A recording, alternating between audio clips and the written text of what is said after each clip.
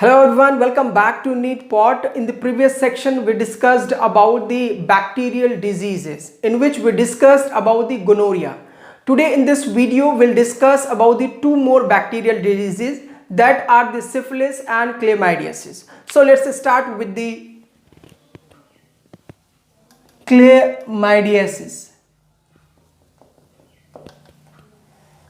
Chlamydiasis की अगर बात करें हम लोग तो ये एक मोस्ट कॉमन बैक्टीरियल स्टडी है. सो मोस्ट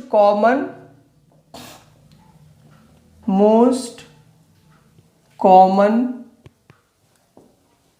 बैक्टीरियल स्टडी यानी सेक्सुअली ट्रांसमिटेड डिजीज के बारे में बात करते हैं. ये जनरली जो इसका कॉजेटिव एजेंट है, सो caused by Chlamydia trachomatis, ये हमने कल भी डिस्कस किया था. क्लेमाइडिया ट्रेकोमैटिस के द्वारा जो क्लेमाइडियासिस होता है, ये इसका जो कॉजेटिव एजेंट है ये है. इसका जो इंक्यूबेशन पीरियड है यानी इन्फेक्शन के कितने दिन बाद ये बैक्टीरिया ग्रो कर सकता है, उसका जो इंक्यूबेशन पीरियड कहलाता है. सो इंक्यूबेशन जो पीरियड है वो अबाउट 1 वीक है, यानी एक हफ्ते बाद जो सिम्टम्स हैं वो आने लगते हैं. देखिए इंपॉर्टेंट बात यह है कि जितने भी सेक्सुअल ट्रांसमिटेड डिजीजेस हैं उसका जो इंक्यूबेशन पीरियड है बैक्टीरियम का वो डिफरेंट है. जैसे हमने अभी कहा कि क्लेमाइडियासिस का जो है इंक्यूबेशन पीरियड 1 वीक का है लगभग, यानी इन्फेक्शन के एक हफ्ते के बाद आपको सिम्टम्स नज़र आ सकता है. सो अगर हम लोग इसके सिम्टम्स की बात करें तो ये सिम्टम्स जो है जनरली जो भी मेल्स होते हैं उसमें पेनफुल यूरिनेशन होता है, पेनफुल यूरिनेशन. दूसरी इंपॉर्टेंट बात है थिक पस लाइक डिस्चार्ज फ्रॉम पेनिस. ये होता है एक पस लाइक डिस्चार्ज होता है जो कि बहुत ज़्यादा पेनफुल होता है.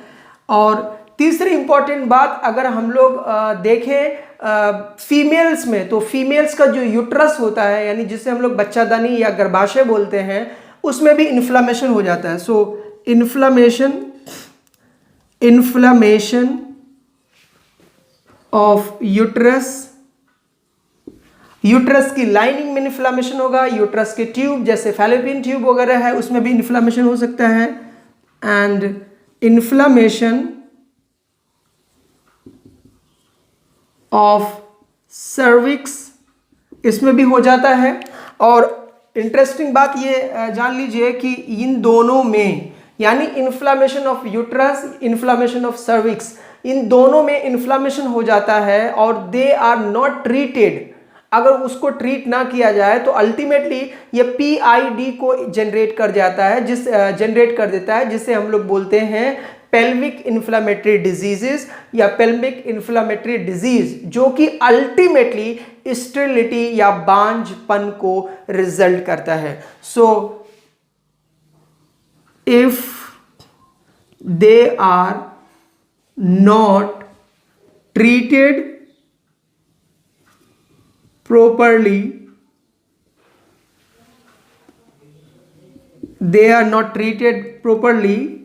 may transformed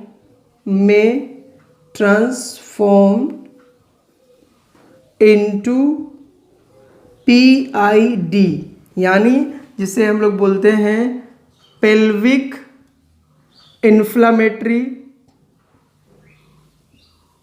disease. Pelvic inflammatory disease के बारे में इतना जान लीजिए कि ये अल्टीमेटली कॉज कर सकता है स्टेरिलिटी को, जो कि बहुत ही बुरा होता है इन केस ऑफ कपल्स, जो कि स्टेरिलिटी होने के बाद बांझ यानी बांझपन आ जाने के बाद the female cannot produce the of springs. तो ये कुछ सिम्टम्स होते हैं क्लेमाइडियोसिस के बारे में। आपको इंटरेस्टिंग बात ये बताऊं कि जितने भी रिप्रोडक्शन में हम लोग ये चैप्टर्स में जितने लेक्चर्स पढ़ रहे हैं, इन्हीं में से सारे नीट के क्वेश्चंस पूछे जा सकते हैं और पूछे जाते हैं। आप अगर ट्राई कर सकते हैं नीट के क्वेश्चंस को सॉल्व करने का, इससे बाहर पूछा ही नहीं जाएगा, यही सारे क्वेश्चंस पूछे जाते हैं। इसीलिए मैं आपसे रिक्वेस्ट करता हूं कि अगर आपको वीडियो अच्छी लगती है तो आप इसको दूसरों तक भी शेयर कीजिए, सो दैट कि ज़्यादा से ज़्यादा लोग इससे बेनिफिट ले सकें। सो अब हम लोग बात करते हैं सिम्टम्स के बाद कि इसका जो ट्रीटमेंट है वो क्या हो सकता है। So let's discuss the treatment now, कि इसका ट्रीटमेंट क्या हो सकता है। देखिए जैसे कहा जाता है कि prevention is better than cure. जाहिर है जो भी बीमारी है या ये जो क्लेमाइडियोसिस है, इसका प्रिवेंशन ही ज़्यादा अच्छा तरीका है। प्रिवेंशन में पहली बात तो ये आती है, if somebody is doing prostitution, so immediately it should stop, prostitution को स्टॉप करना चाहिए। The male partner should use the condoms. Third is a person who is having the sex with multiple partner, that should also be stopped. यानी ये सारी चीज़ें, prostitution को stop करें, multiple partner के साथ सेक्सुअल रिलेशनशिप है उसको स्टॉप करें, या कॉन्डम्स का इस्तेमाल करें। दीज आर दी प्रिवेंशन, इसको आप इस्तेमाल कर सकते हैं। इसके अलावा अगर हम लोग ट्रीटमेंट की बात करें, जब हम लोग मेडिकेशंस की बात करते हैं, एंटीबायोटिक्स की बात करते हैं, तो इसमें बेसिकली एंटीबायोटिक्स जो आता है वो है टेट्रासाइक्लिन। इसके अलावा अगर हम लोग बात करें तो एरिथ्रोमाइसिन, और इसके अलावा अगर हम लोग बात करें तो रिफैम्पिसिन।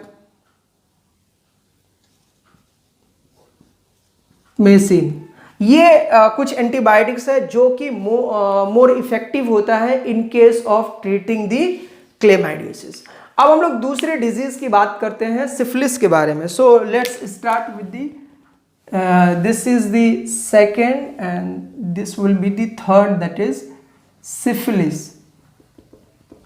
सिफिलिस की अगर बात करें तो सिफिलिस जो है बेसिकली ये इसका जो कॉजेटिव एजेंट है, सो कॉज्ड बाय ट्रिपोनिमा पैलिडम, ये इसके द्वारा कॉज किया जाता है। ये हमने कल भी डिस्कस किया था। सिफिलिस के बारे में ऐसा कहा जाता है कि इट कैन बी स्प्रेडेड, और we can say it can be transmitted to the foetus from the infected mother through placenta, यानी फीटस में भी आ सकता है। So can be transmitted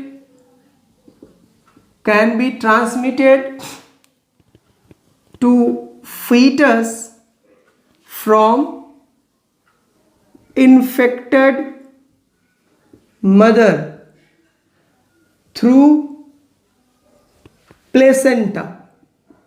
placenta के थ्रू ट्रांसफर हो सकता है, और इसको हम लोग बोलते हैं कंजेनाइटल